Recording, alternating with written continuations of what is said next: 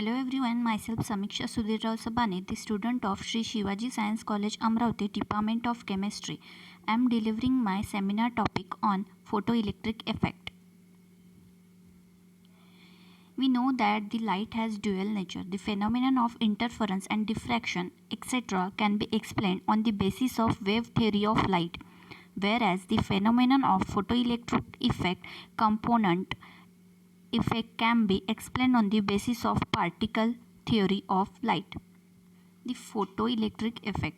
The ejection of electron from a metallic surface when the light of suitable frequency is allowed to fall on the surface. This is the diagrammatical representation of photoelectric effect.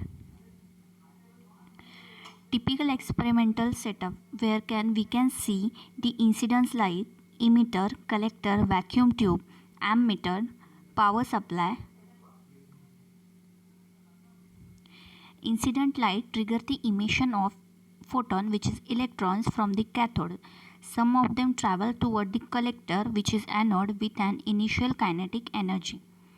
The applied voltage V either accelerate if it is positive or deaccelerate if it is negative the incoming electron. The intensity I of the current measured by the ammeter as a function of the applied voltage V is a measurement of the photoelectron property and therefore a measurement of property of photoelectric effect.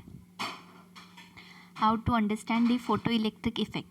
Think about the hitting a ball into outer surface. If you don't hit it hard enough, it will just come back down, no matter how many times you hit it. If Superman hit it, he could get it into space. Similarly, no matter how many photons strike the metal, if none of them has sufficient energy to eject an electron from a metal atom, you won't get a current. If the energy taken up by the electron is sufficient to allow it to be released from a metal atom, you will get an current. Relationship between energy of photon and emitted electron, maximum kinetic energy. Here is the graph for relation between energy of photon and emitted electron. So K is maximum kinetic energy of emitted electron and W is work function.